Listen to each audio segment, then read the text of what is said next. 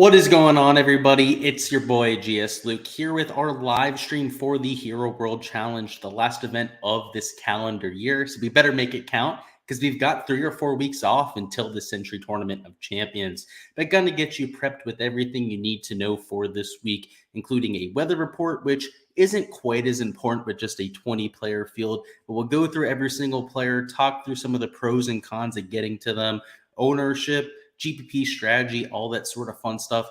Any of your live questions that you have throughout the way, and of course, a little bit of a prize picks look at the end. So a little bit of a sprinkling in of everything along the way. And this one's probably only going to be like 30 to 40 minutes. So if you do have those questions, things you would like me to elaborate on, go ahead and ask right off the bat. So we'll get this thing started with a look at last year's stats and the weather, as we typically do here for these streams. And you're looking at a birdie fest. You heard it from Tiger Woods himself in his interview this week. This is meant to be an easy handshake of a golf course that you see something like 18 to 25 under par win. And if you take a look at the past winners, that's what you've seen. Last year, 18 under par won. He had up to 25 under par winning for Bubba Watson in 2016. And you've seen pretty much everything in between. The one major factor in whether it's going to be like a 16, 17 under par winner is something like a 24, 25 under par winner has to be the weather. It's not quite a coastal course. It is in the Bahamas on an island. So it might make you think that it's a coastal course, but none of the holes on property are actually on the ocean. And in fact, none of them are within a mile of the coastline. It's an inland course, part of Albany Resort, which is actually on the coastline there. But they want the hotels, actual resort accommodations to be on the coastline, and kind of like a plantation course for the Sea Island. It's a little bit more inland, so you get some protection from trees. There are a few holes that are exposed to the wind, so you will see a little bit of fluctuation in terms of your average score based on the wind conditions. And just to give you an idea, holes, actually, I believe it was rounds 2 and 3 for last year's tournament, played easier than 3 strokes under par. They played in one round of his 3.25 strokes, and one of them was like just under 3 strokes under par. Whereas on Sunday for last year, where you had 15 to 20 mile an hour winds, it played closer to 1.8 strokes under. So that's the one real key factor with this golf course is you have to keep an eye on the weather, which is exactly what we're going to do right now. So let's go over here to the weather. So I have this up for the entire weekend. We'll look at Thursday and Friday specifically, but from just the top end perspective, you're looking at pretty dicey conditions. On Thursday, 20 to 23 mile an hour wind gusts. On Friday, up to 30 mile an hour wind gusts. And a really similar story on Saturday and Sunday, right? Between 23 and 22 miles an hour, between 23 and 20 miles an hour for there on Sunday. It's looking a little bit tougher for this year than what we even saw last year. So 18 under par ended up taking it home with Victor Hovland. You did have Morikawa, who was 5 strokes in the lead after 3 rounds. So he was already at 18 under par, sheet +4 in the final round. So you have to keep that in mind. I mean, if he would have shot just the field average there on Sunday, your winning score would have been 20 under par, and it would have been Colin Morikawa. So keep that in mind, right? It should have been probably 20 under par that ended up winning. But yeah, I'd say probably something in that like 17 to 18 under par range is going to get it done this time around. In terms of a weather edge, it's non-existent. There's only 20 players, and they're all teeing off within the same hour and a half, 2 hours on the golf course.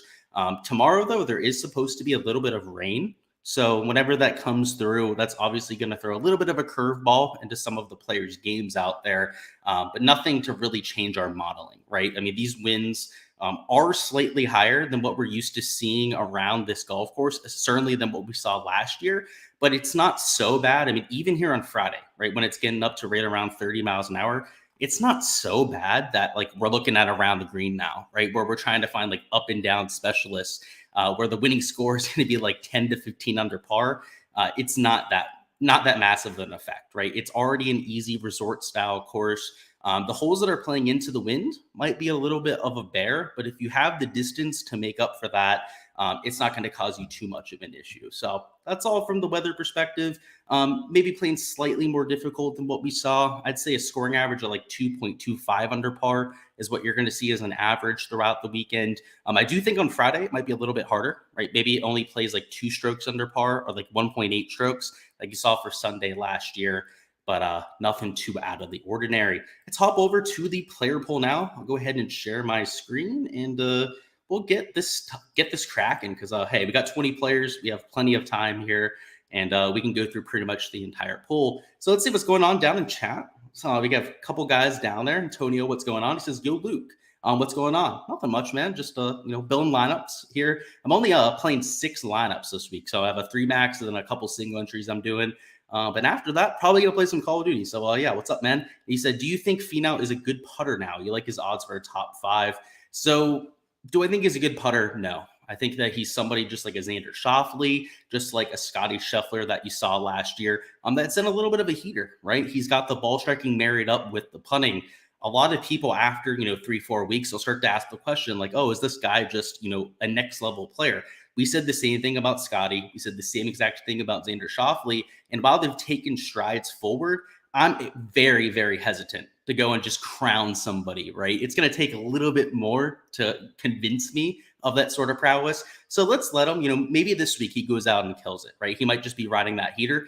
Let's let him have 3 or 4 weeks to enjoy himself over the winter break, to perhaps get a little bit away from the game. And let's see what happens when he comes back, right? That'll be the real litmus test, because if he's able to go out there and sustain that sort of form, then I think you're right. He might just be a much better putter, that sort of thing. But until that happens, I have a hard time saying that Tony Finau is just a much better player at this point, because from the irons and off the tee perspective, he's always been a striper, right? He's always been hitting fairways, hitting it a long way. Same thing with the irons. It's just been all about marrying it together, right? The mental factor there on a Sunday. I think there's something to that. He looks like a much more comfortable closer at this point. So, for Sunday Showdown, right, betting over the weekend, I think he's a much better prospect. But I'm very hesitant to say that he's just taken that next step. Mark Green says, can Scotty Scheffler find his putting stroke this week? He's got to be a big threat if he can. That's the hope for me. I bet him outright. So I have 3 players that I've bet outright. The 3 players I talked up in my core picks video are the 3 outrights that I've taken, and I haven't really strayed from it.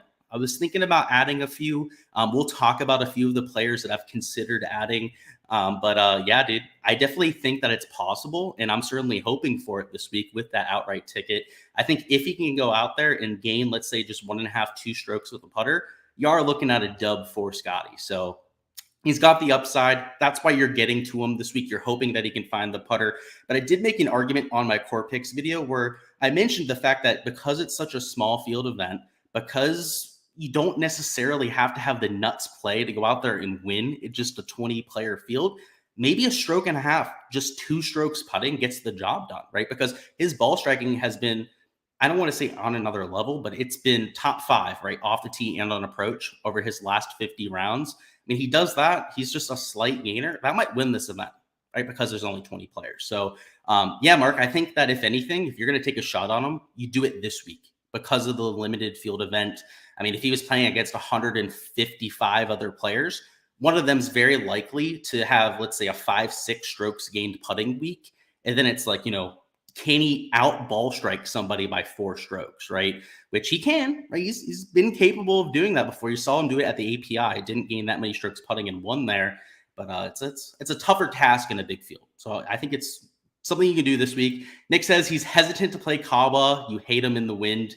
Yeah, I don't have much of a take on him in the wind. It's not something that I've really tracked in the past. Maybe it's something over the last year where he hasn't played so well in windy conditions, but I have to get back to you on that, Nick. I don't know if the metrics back that up. If they do, then I may have to join you on that. But at this point, Nick, they had the whole narrative that they tweeted out about how he's using different irons, so on and so forth. I read into it a little bit more. They're the same irons, just aesthetically different. They shape them a little bit.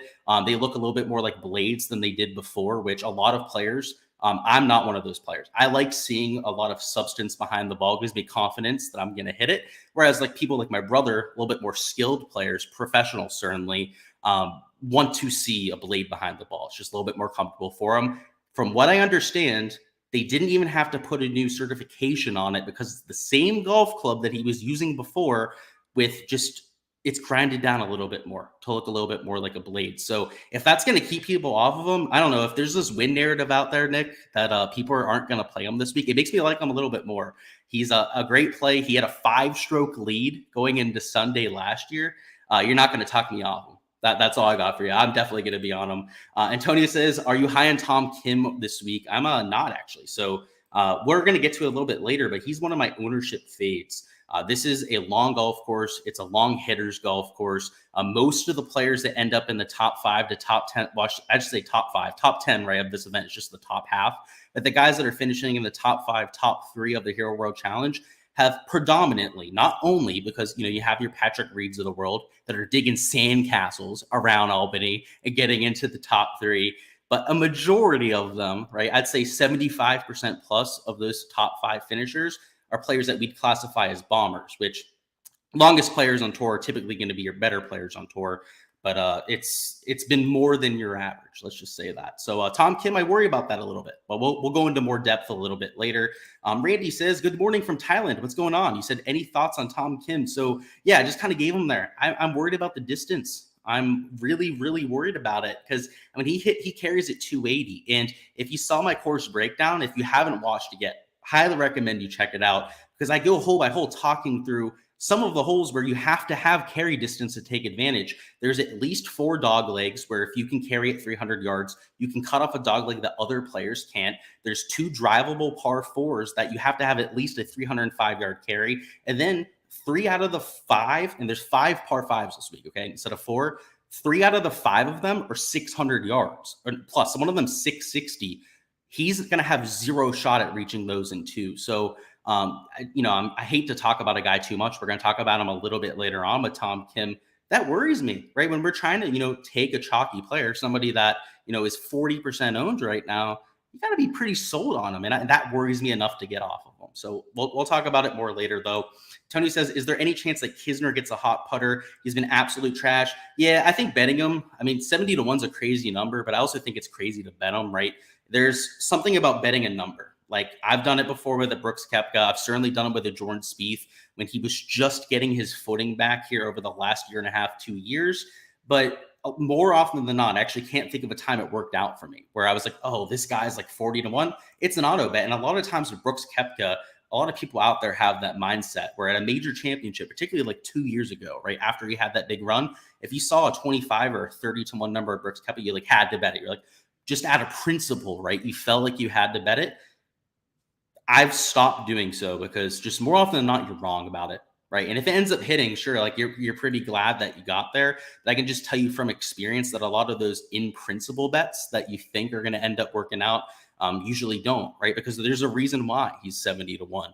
Kind of like the Tom Kim, he doesn't have a shot to go out there and take advantage of those scoreable holes. So for him to go out there and have a true ceiling performance, which you have to win against the top 20 players in the world, he's going to have to gain like 7 strokes putting. Like he's just going to have to make like all of his 40 footers this week. He's going to have to be on point with the ball striking, right? Hitting some solid 160, 170 yard approaches. Whereas the guys he's competing against in the same group are going to be hitting a pitching wedge or 9-iron into that same green, right? So like his range of outcomes on a long golf course are just so much slimmer than everyone else in the field. And like even a Tom Kim hits it farther than Kisner, right? He's got like 10 yards on Kevin Kisner. Kevin Kisner is like his own example. Like Tom Kim can kind of get away with it. I could still see Tom Kim winning this. Do I think he's going to win it more than, let's say, 15% of the time? Like a lot of people are betting him at? No, I don't, right? I think he's probably like a 30, 40 to 1 golfer in this sort of field. The Kisner, though, it's a tough scene for him out there. I'm sure he's going to enjoy the Bahamas too. I can almost guarantee you he's going to be drinking quite a few bourbons out there, old fashions. Martin says Cabo just got married a week ago. He's either going to play lights out or finish last. Well, ever since he got engaged, he's been complete dog shit, right? So now that he's married, maybe he's gone rid of the curse. Now that he's no longer engaged, now he's a married man. Yeah, good point. It's hard to quantify that, man. And I really think that he's going to be lower owned because of that. He's going to be lower owned because of the irons thing. If people are psyching themselves out of him because of the wind, like there's just all these reasons not to play him this week. I'm going to be on Colin Morikawa. I mean, he almost won this last year.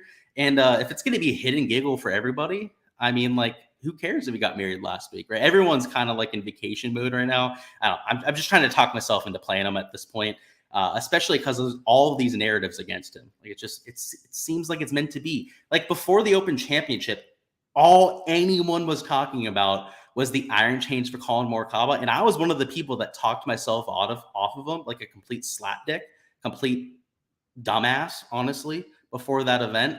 And of course, he goes out there and smashes and wins, right? So I learned my lesson, right? And that's sometimes how it has to work in DFS, okay? Like I've taken some of these L's, so you don't have to do so in the future. Don't let these media members talk you off of players. It's most of the time just a smokescreen. Jack says, do you think Braceface has any chance? I do. I like Braceface. We'll definitely talk about him a little bit. Yeah, we're going to go player by player here in a second, boys. So we'll get through these questions, these comments. Jeff says, what's your best strategy for single entry? Pick your favorite 6 players. That's pretty much always the case for single entry. I would say, well, we'll talk about lineup construction a little bit later. You see those ownership fades where we have John Rahm, Tony Finau, and a Tom Kim there. Those are your 3 highest owned players in each of their ranges. Maybe you can play one of them there, right? If you're not playing in the large field GPP, I don't really have a problem playing those 3 players. Like if you want to take one of them, go for it, Jeff. But yeah, other than that, dude, take your top 6 players, the guys that you think you're going to play well. I mean, that's really just single entry for you, right? You can play a little bit more chalk and take your core picks, right? So you can see those 3 guys I have as core picks. They're in my single entry. I can tell you that right now. You probably could have guessed that, right? And then taking my 3 other best picks of the week and making them into a lineup. That's what we're doing. Matt says, hey, Luke, coming in from down under. What's going on? You have a couple golf tournaments over that way. Obviously, Cam Smith going for the double. Hopefully, you can get that done. You may have already discussed this, but are you concerned about any of these guys enjoying the nightlife too much? I'm hearing some rumors. Yeah, of course I am. Like Kevin Kisner, I kind of alluded to it a little bit ago. He's going to be there to enjoy himself. He's got a paycheck no matter what. He knows, by the way, he's so self-aware about his game. He's not one of these deluded mofos that thinks he can win any golf tournament. He knows he's got like 8 shots a year to legitimately contend in a golf tournament. And he said as much in some of his interviews. He's mentioned that the short golf courses are where he's got a chance, right? He knows. Like at the CJ Cup, I actually overheard him saying this at one point. He must have known somebody on the fairway because he was like talking to him the whole way down. And I think his buddy must have said something along the lines of like, good luck or something like that. I didn't exactly hear it. He turned around and said, I've got no chance at a golf course like this. And he just walked away and shaking his head. And of course, he's alluding to how long that golf course was, right? Congaree Golf Club, it's like 7,400 yards for a par 70. This is a par 72, 7,400 yards. So like that golf course was even longer, obviously. Yeah, so I worry about some of the guys with their nightlife. To get back to your question there, Kisner would be one of them. Apparently, Jordan Spieth last year was just drinking after every single round, which I understand. But if these guys get in contention or they have a really good first round, I don't worry about that as much because you still have $1 million. You still have all these world ranking points up for grabs. Scotty Scheffler, if he wins, he ends up being world number 1 going into this week, which, by the way, you wouldn't know that unless you're following Nosferatu on Twitter. Got to give a shout out to my boy. The only person out there really tracking the official world golf rankings. If he wins this week, he passes up Rory. There's a lot of speculation about that. It's not 100% certain at this point. There's a really, really good chance that if he wins this week, he does overtake that number 1 spot. There'll be guys that are extremely, extremely engaged. And then you're going to have guys like a Kisner, like a maybe Jordan Spieth, for example. Let's look through them, right? Like who are guys that maybe won't take this seriously? You got to look at elite tier players, right? Like a Justin Thomas, other than the Tiger factor, right? He has a lot of respect for Tiger. I would say he's probably not going to take this as seriously. Tony Finau, right after a couple wins, I don't know how engaged he's going to be. But John Rahm, you know he's going to try his ass off. I have to say that. That's not the reason we're fading him. We'll talk about it here in a second. It's such a case-by-case basis sort of thing. But to answer your question, yes, I do worry about it. But it's only with a select few players, right? Like maybe a JT. We know he likes to enjoy himself a little bit. Xander likes to enjoy himself a little bit. I don't worry about it with the Hovland. I sure as shit don't worry about it with the Matt Fitzpatrick. Which, by the way, I know we got a question about Matty Fitz before. You know he's not going to be worrying about that sort of shit, right? You know he's going to be there to play some golf, so he's got that going for him at least. It's just hard to quantify. Like outside of that, I mean, like I guess Max Homa just had a kid, right? Like, I don't know how focused he is on golf right now. Um, but yeah, other than that, everyone else should probably be here to play some golf. I just think that Kevin Kisner kind of knows his fate at this point. Like he knows it's probably not his week, so well he's probably going to enjoy himself, right? And I probably would too. Nick says you played like shit before and after you were married. Factual, right? Not much changed there. Mal says you had a wager in on Cam Young. Your only worry is that he could be a little rusty. Yeah, and he hasn't played that well, Mal. So I have a wager. I have an outright bet on him too, 20-1 on a Cam Young. I got it early in the week, and that's always the worry. The form's the worry, but he has the upside. And you got to ask yourself, right? Is he going to win this event more than 5% of the time, right? 20-1, right?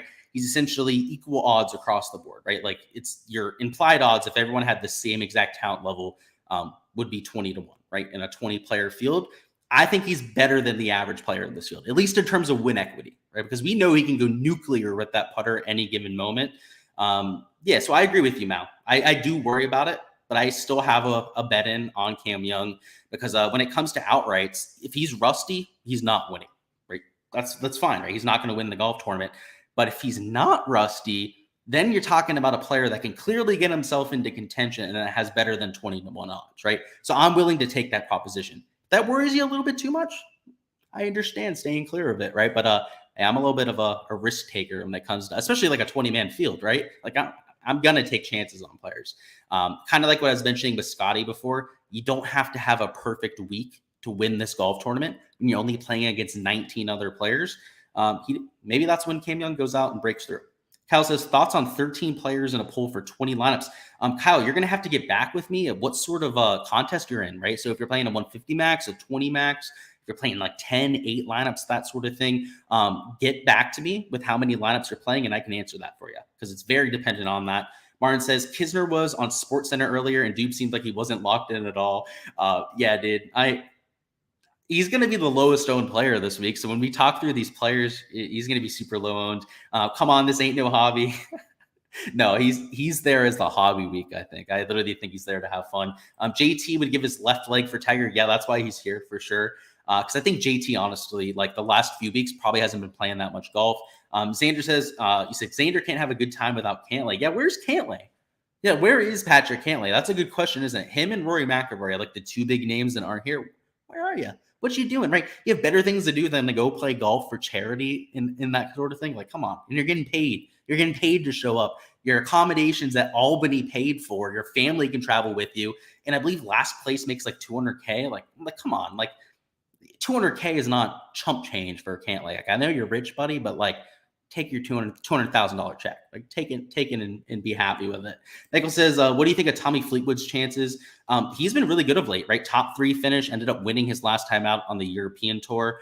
He's coming in with form. I definitely think he's getting some ownership, though. So I'm not as thrilled about it for DFS. For outrights, for top 5 bets, all over Tommy Fleetwood. I think he's a great play.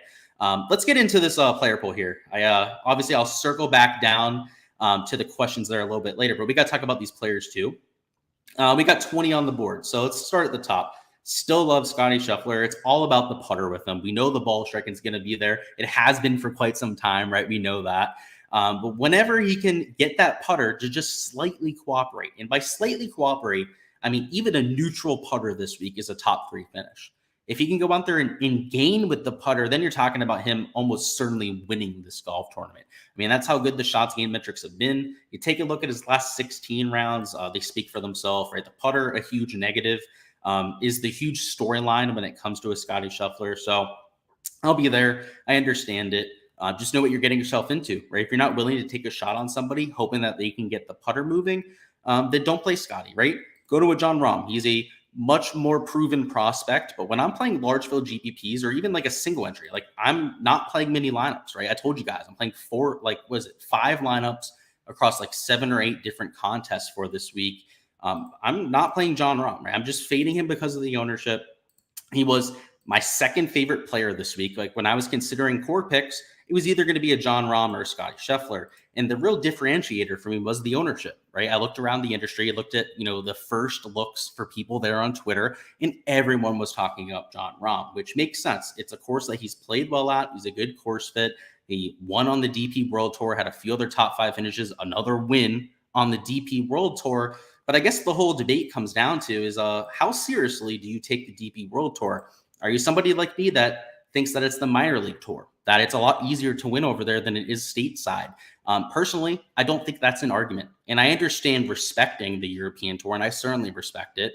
But to treat it on the same level as the PGA Tour is being delusional. It's lying to yourself. It's really, when you're looking at the shots gained metrics, a lot of people, I feel like, just show their ignorance when they talk about like DP World Tour stats being like super important. Because and if you don't know this, we're just going to give you like the shots gained 101, right? Shots gained is completely reflective of the rest of the field, right? If you're in a stronger field that's playing better on approach, it's harder to gain strokes on approach. They're not graded on the same scale regardless of event, right? So a shot from 150 yards to 5 feet is not the exact same at every single event, right? Because let's say you gained 18 strokes to the field, right? And the average score is 2 strokes under par. Well, that means you shot like 30 under par, right? Whereas if you gained 18 strokes to the field and the scoring average is over par, you might not even have broken par, right? That's why like at a, major championship, for example, the winner doesn't have like 2 strokes gained to the field. There's people out there, I'm not going to call them out by name, that don't understand that concept, that are giving you guys advice about players, right? That don't even understand that concept about golf. So when we're trying to take a look at some of the players here and trying to evaluate them on a curve, you have to understand that fact and the way that it contributes to a lot of the stats on here, right? So when you're taking a look at a Jon Rahm on the European tour, and you're like, oh, his shots gained are insane. Like, look at it, right? He's gaining over a stroke per round off the tee. Well, that's because he was playing on the DP World Tour. All the stats, he's getting 1.2 strokes putting per round. Like, yeah, right. He wasn't playing like Superman over there. It's because he's playing against, let's say like the top 10% players on the DP World Tour. Like that cutoff line is probably like 40th percentile, 50th percentile on the actual PGA Tour, right? Like, I don't know, if you give me the 10th ranked player on the PGA Tour versus the 10th ranked guy on the European Tour, he's going to beat him 9 out of 10 times. Like that's just facts. And I hate to say it to some of you guys that love the DP World Tour. I love it too. I love watching it. It's not the same level of golf. So when you're running your modeling, when you're looking at players and Jon Rahm's like, oh, he's number 1 in my modeling this week, you probably should consider that, right? You should probably consider the strength of the field, right? When you're looking at some of the stats there, which is why I'm fading them this week. It's a complete misnomer. He's playing well, but he's not playing like Superman. Like that's just the point that I want to make there, right? So just understand that it's all on a curve.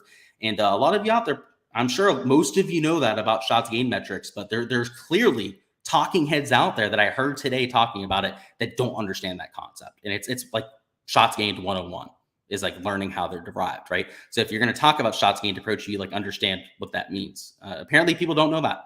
Let's catch up on chat. Are you worried about Victor's putter? I'm worried about his game in general. He just really hasn't been that sharp, right? You look at the stats, he's losing on approach. He's losing with the putter.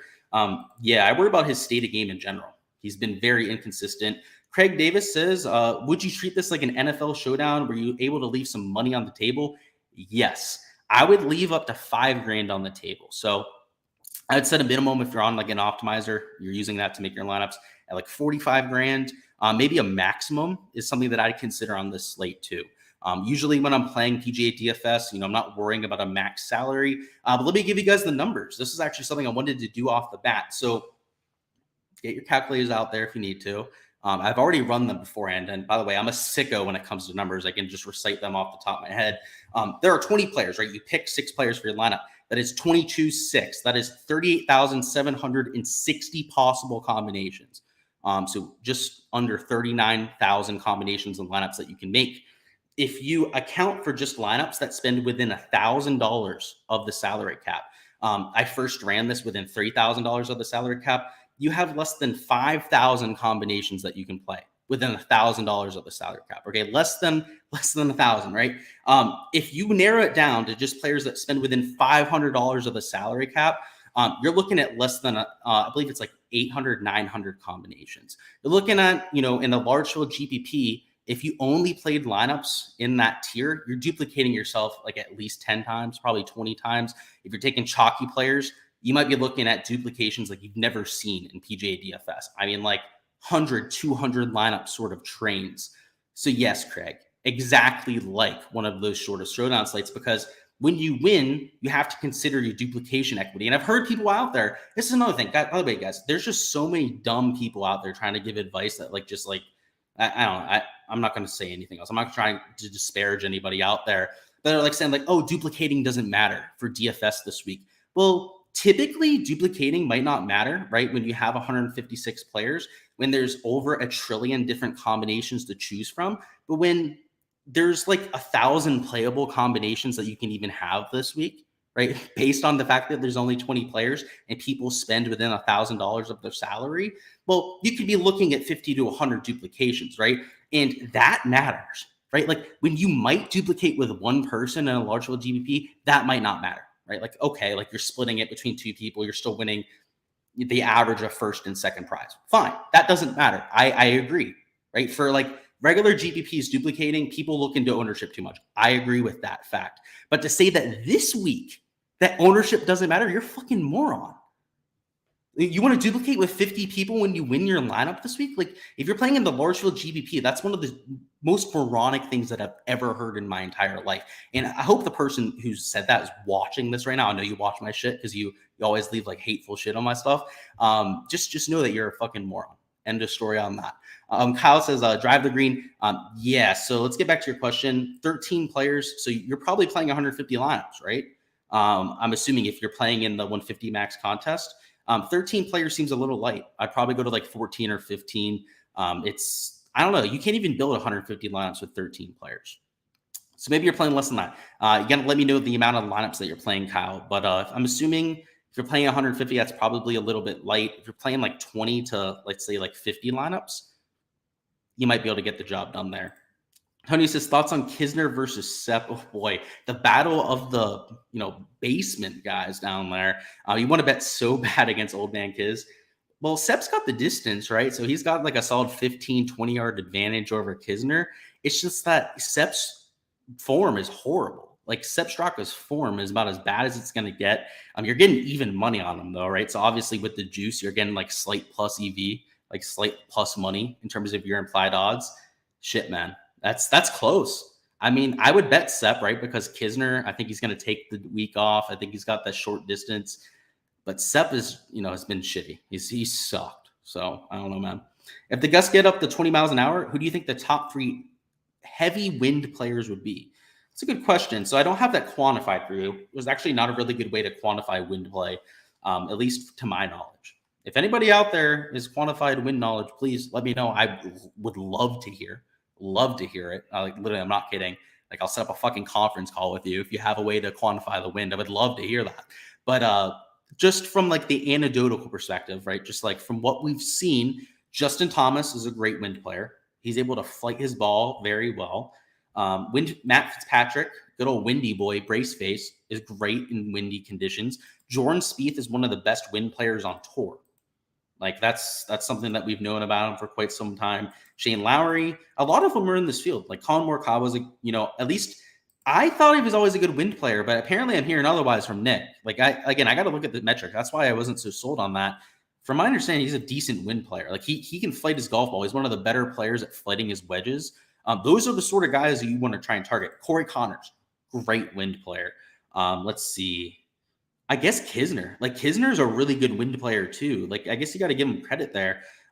He's another guy, kind of like a Morikawa, that has that reputation for flighting those wedges down. So I would take a look at those sort of players. I know on Fantasy National they have a little like filter you can use, where you can try and look through some of like heavy windy conditions, that sort of thing. But I don't know how they quantify that. I've seen the filter on their site before, so maybe take a look at that, Homebrew. But I don't know how they're quantifying that. Travis says, I don't know about you guys, but I don't like splitting a big pot with 500 people. Yeah, exactly. Like, dude, I'm not going to call it the person's name because it's literally like a death sentence. Like how could you possibly say that this week? Like any other week, I get the argument, Travis, right? Like, and I know you're probably memeing about it, right? You probably think this guy's crazy. Like, how can you think that's okay? Like, oh, I won first place, but I tied with 50 people. Like, congrats, bro. Like, you and 49 other people fucking won. Like, y'all all won a participation prize. Yeah, exactly. like both monetarily and like for your own pride. Like, do you really care about winning if you're tying with 50 people? Like congrats, right? Like, yeah, I know you get it, Travis, but I'm trying to make the point to everybody else. Like, it matters. It really matters, particularly if it's 500 people. 50 people, right, sucks, but 500 people would be a meme. It'd be laughable. Antonio says either Spieth wins this by 5 strokes or is in last place. Pretty much. I think he's either in contention, right? Maybe it'd be a little bit more realistic here.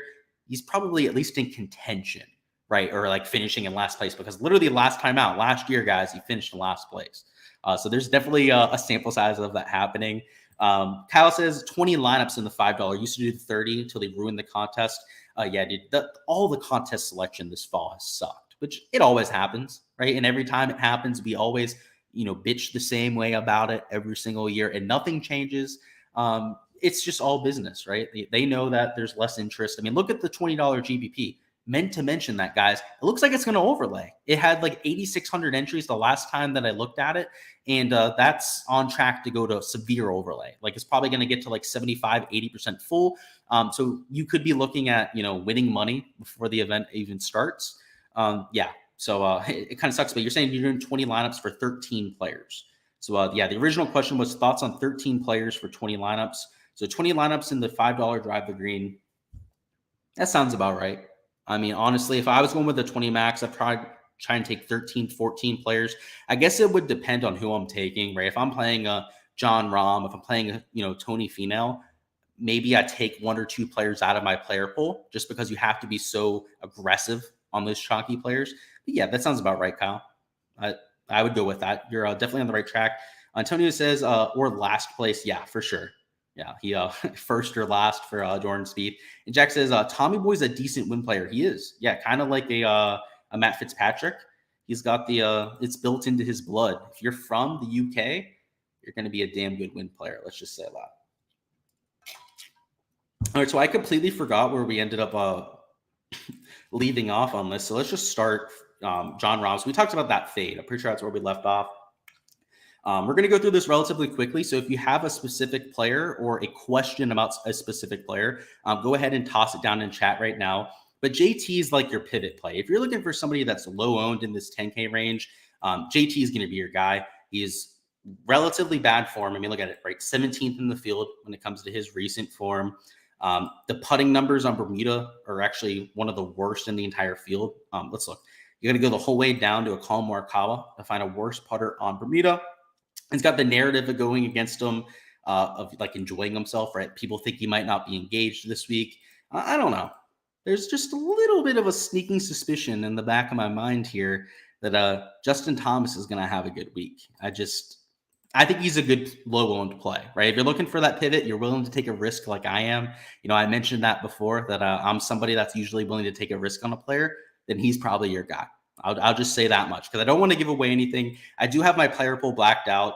Ownership for a lot of the guys blacked out. As per usual, they are on the Patreon page. But yeah, I'm playing Justin Thomas. I'm willing to take that risk, right? Like, I understand that John Rahm is going to beat Justin Thomas most of the time, and in every lineup I'm entering, I have the salary to go up from a JT to a Rahm, and that's the like really, really tempting part, right? Is like, I'm building lineups that all have the salary room to get there, and I'm purposefully making that pivot just based on ownership, because as of right now, Justin Thomas is he's a little bit over half as owned as a John Rahm, right? Like, he's almost to that 50% mark, where like John Rahm, like, sure, he's a better play, but he's not going to win twice as often as a JT here. And that's the determining factor for me, right? Particularly if, I'm looking to win first place, right? Not tie with like 50 to 500 people. Xander Schauffele, also a little bit lower owned than like a Rahm, but he's like right in line with like Scotty Scheffler. You're not getting a ton of ownership leverage getting to a Xander, but a solid play. No cut events have been his forte over the years. Has had plenty of top 3 finishes at no cut events. Loves Kapalua. He's played well at WGCs. Nothing I can really say wrong about Xander Schauffele's game. $9,900. He could even be your second man in, because these 6K options are just studs. I mean, like, we know we love Cam Young. I love Sam Burns. I mean, you got Max Homa down here, Morikawa, right? It's $6,900 who have already told you I'm going to play this week, right? Like, I think all the negative narratives are going against them are just like music to my ears. Like, sure, like, please keep giving me reasons that you're not going to play Colin Morikawa. Like, I'm still going to play him this week. These you can fit all these guys into the same lineup and take 2, maybe even 3 guys above $9,000. Like, let's say you wanted to start Scotty, JT, and Xander Schauffele, you can do that. Like, that's especially doable if you're taking a chance down low on like a Sepp, Billy Horschel, or Kevin Kisner. Fitting 3 of these guys into a lineup is more than doable. Like, you take 3 of them, you take 3 6K options, you can round out a lineup. So you can be aggressive up top. I'm choosing not to be. But from a lineup construction perspective, I do have to say that it's intriguing, right? To try and take those 3 in the same lineup. It is a lot of combined ownership, and it really does screw your product ownership too. Like, when you're taking like a 50, a 40, a 40% owned player on the same lineup, especially if you take like a John Rahm and a Tony Finau. By the way, Tony Finau, because he's $9,300, I have him projected for like 52% ownership. Don't be surprised if he's like 65% owned. Like, I might be too conservative on Tony Finau here. And I might even be too conservative on John Rahm. Like, he might be 55% plus owned for all I know, especially Finau, because like $9,300, you can easily take 2 of these guys, like from a Xander Schauffele up, and then use Tony Finau as your third man in. And that way, you don't even have to take all 6K options. You could take like 1 guy at the bottom of the 6K, 1 guy in the middle, and then a 7K option and round out your lineup. It's I don't know. Like I said, it's a tempting week to spend all your salary, right? To try and just jam in all of these studs to get different, to get ownership leverage. All you really have to do, guys, is take like 1 guy in this middle tier range. And I guess we'll go through some of the pivots. So Tony Finau, great play. You know, I don't want to diss him too much here, but he's going to be like 60% owned.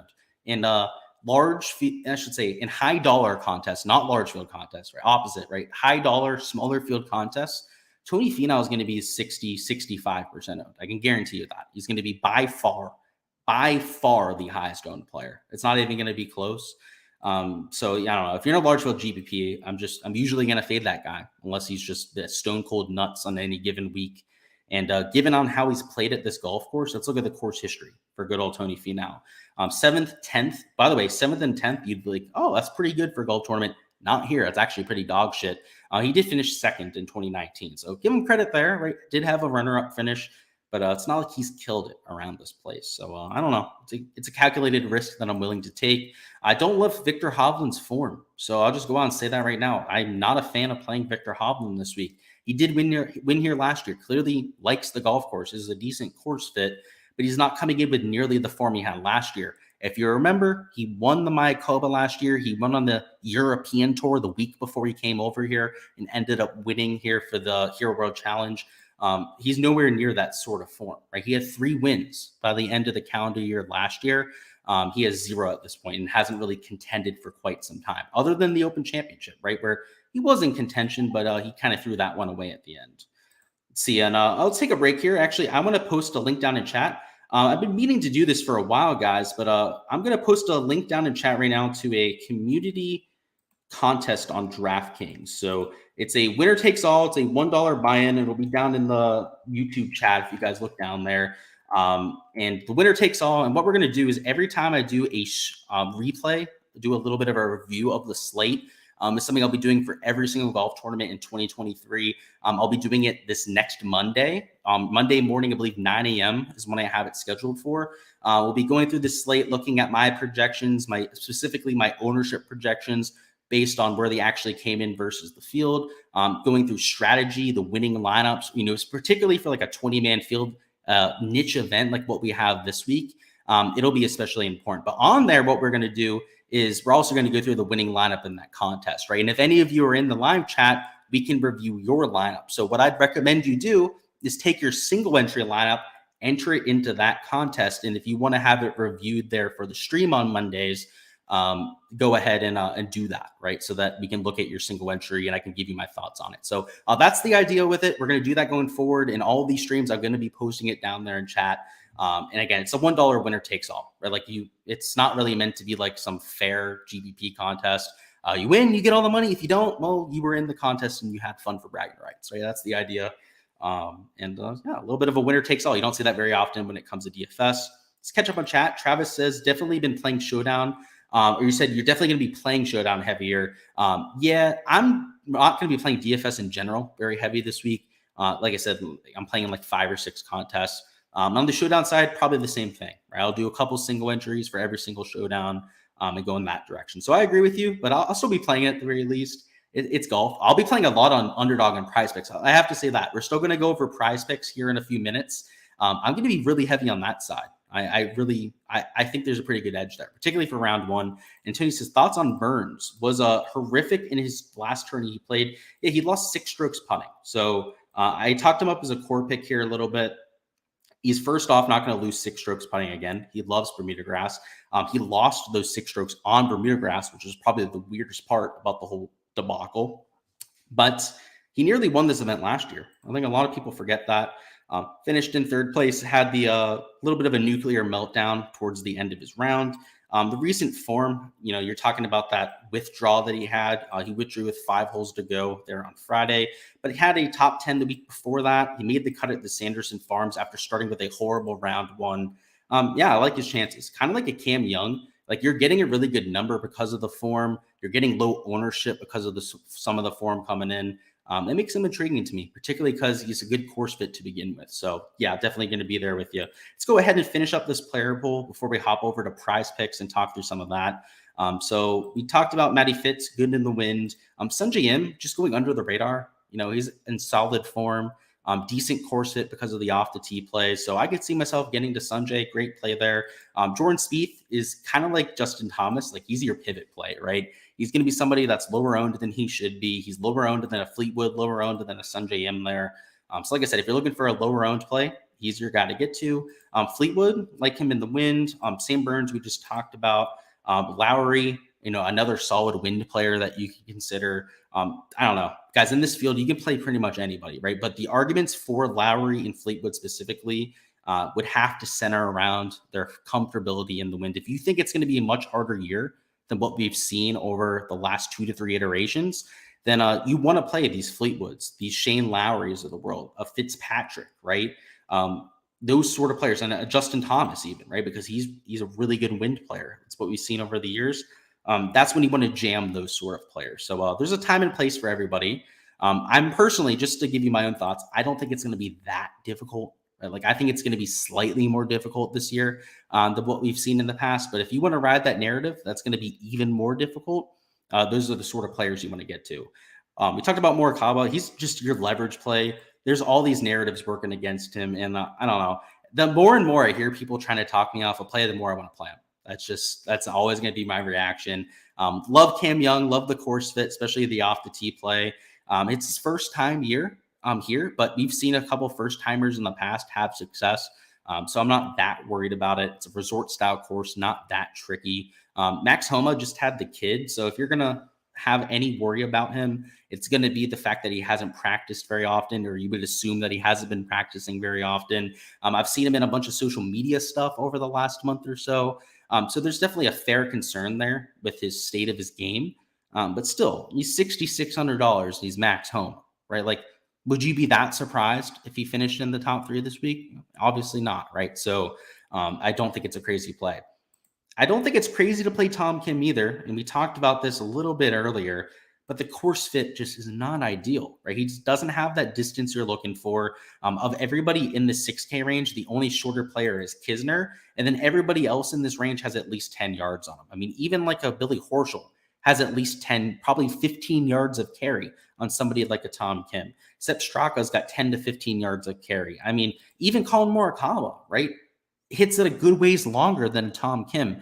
And so I don't think it's impossible for him to succeed, but he's the highest owned player in this range, right? He's nearly 40% in higher dollar contests in single entries, 2 to 3 maxes. I think Tom Kim's going to be closer to like 45, maybe even 50% owned in some of the contests that you're looking at.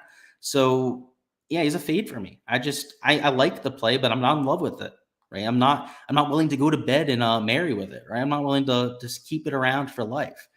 They're at nearly 50% ownership. Now, I love Tom Kim. He's probably my favorite young and up and coming player on the PGA Tour. I don't think that's a hot take. I think most people out there would agree with that. But when I'm putting my money behind a player, not so sure about that one anymore. With Corey Connors, he's going way, way lower owned than he should be. Corey Connors is normally a fade for me because of ownership. And now I'm considering playing him because he's got the distance off the tee. He's got the long irons you're looking for. And if there's one surface he's actually like okay on, he's not great, right? He's just a slight loser on Bermuda grass. So sneaky play may actually end up in my player pool by the end of the week. We'll have to see. Might even get into my single entry. Like he's not in my single entry right now. I can tell you that right now, but he might be. Like I don't even need the $6,300. That's the issue, right? There's somebody in the top of the 6K range that I have instead in my single entry lineup. Who you already know who it is, right? I already told you. It's Cameron Young. So I don't need to go down to a $6,300 Corey Connors. I already have salary on the table with $6,700 Cameron Young.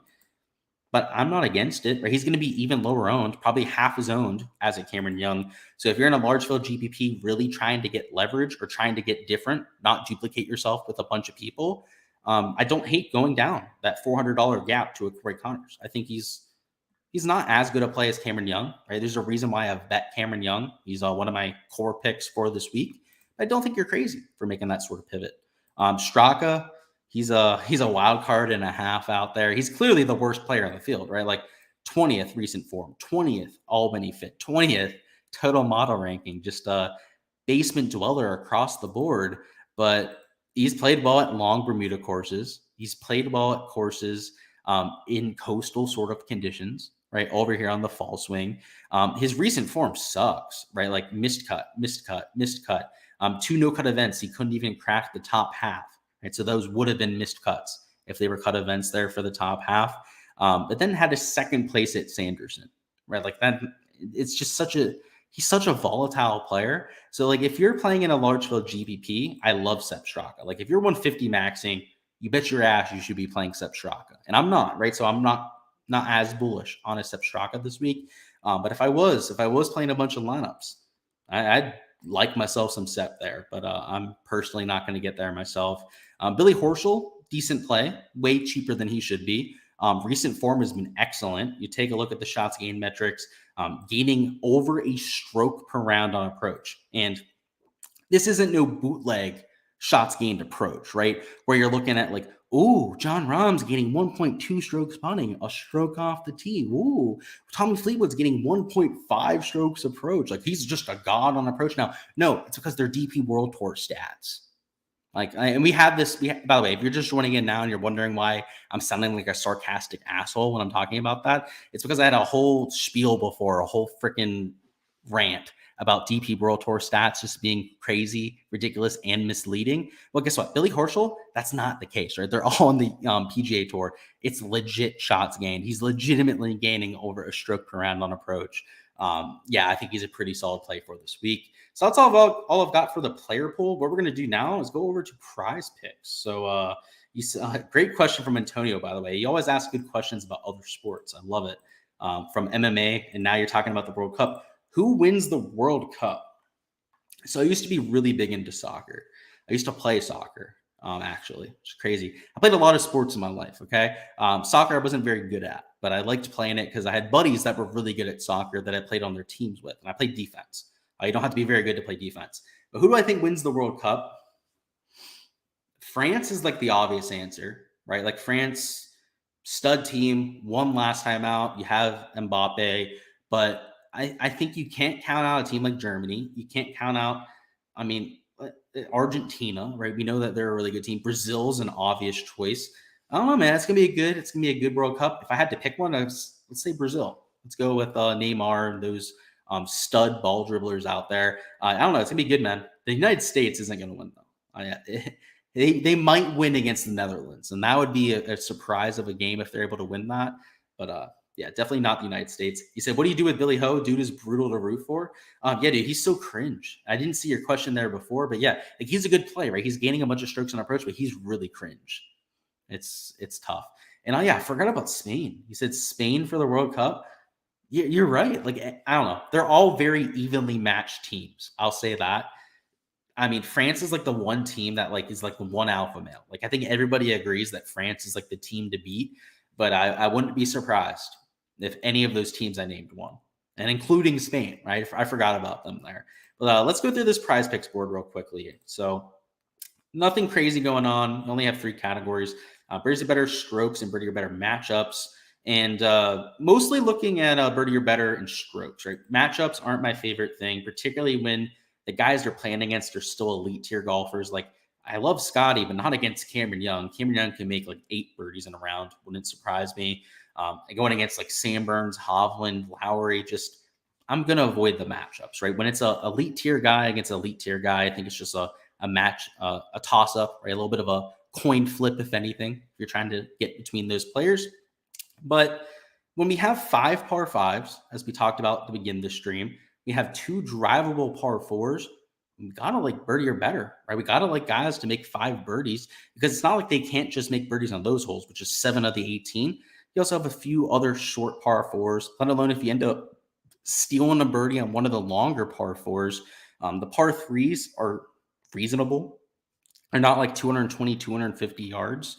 So yeah, I like the birdie or better board. So I talked up Xander and not Fitzpatrick, actually, Xander Schauffele here in the video that I did earlier. But you could take a few other guys on the board too. And, you know, I can't give away all the picks here, but I do want to talk about just the general strategy. It'd be a lot of overs for birdie or better. Over here for strokes, the one guy I took was Sungjae Im, under 70 strokes. But like a Spieth, Fleetwood, a lot of the other guys here on the strokes board, I'll be taking on the under on 2. The average was 2.5 strokes under par last year, which is 69.5. And then, I mean, you look at 69.5, do we think that Scheffler and Schauffele are average players for this field? I mean, clearly not, right? They're much better than average players. It's early in the week, right? So Thursday and Friday, you're going to see relatively easy conditions, kind of like a handshake to the golf tournament. Yeah, it's a lot of supportive stances that I'm taking. In fact, there's not one under on birdies or better that I took, or one over on strokes that I ended up taking for this week. So it's not too crazy. We're not doing anything crazy over here on prize picks. The one thing I will say is they changed the payouts. So if you do 3 supportive stances, now they lowered it to a 4x payout for the power play. I'd recommend just adding one more prop. It can be a supportive prop down there, and taking a flex play. So if you do the flex, typically a 4-leg flex is only a 5x payout, but you do get 1.25x for getting 3 correct. They changed it to 5.5x and only 1x if you got 3 out of 4 right, which personally I'm willing to do, right? Like 1.25x versus 1x, I don't really care if I'm getting 3 out of 4 right, but I'm getting more money now for getting all 4 right for a flex play, and I'm still taking them all in the same direction. So if I were going to play any cards here, this is probably the most important part of the prize picks preview. It'd be just to play these 4-leg flexes. They're the best payout structure that I've seen on the site right now, particularly with some of the payouts they've broken, because like normally a 4-leg power play, guys, right, is a 10x payout, right? So you're getting only 7x now, significantly less, but they're paying us more for a flex play, right? Only a 1.5x difference, right? And we're still getting 1x back for getting 3 out of 4 right. Like that's clearly like the payouts are wrong there, right? Like they shouldn't be that way. But we might as well take advantage while it's there, right? That's the whole point. So that is all I've got for the stream. Going to go ahead and wrap it up now. I thought it was only going to be like 30, 40 minutes, but hey, we made it a whole hour. There are plenty of questions, great questions out there from everybody. So I appreciate all of you for stopping by. Of course, enjoying the content, supporting the channel, but also adding to the discussion. Your guys' questions, the things that you ask about, really just add to the depth of argument, the depth of commentary that I'm able to give here. So I want to give you guys props on that end as well. So best of luck with all of your lineups, any outright bets that you go with. And I guess just to summarize, right, my 3 bets are the same from the core picks video. I got Scotty at 9-1. I got Cam Young and Sam Burns both at 20-1. And that's what I'm rolling with. So nothing crazy. Hopefully we can take home an outright bet, maybe a GBP this weekend as well. We'll love you guys out there to also have some success this weekend. But until next time, until our showdown stream, which I'm debating, probably going to do a showdown stream for rounds 2 through 4 at this event. I know it's right. It's only a 20-player field. There's probably not going to be that much interest for it. But I don't know. Right? I like talking golf with y'all. I know a few guys out there, a few of the DFS hardos, like Travis, I know mentioned, is going to be playing showdown this week. I know there'll be a few of you DFS hardcores that'll be stopping by for that. But until then, guys, best of luck, and I'll catch you guys for next time.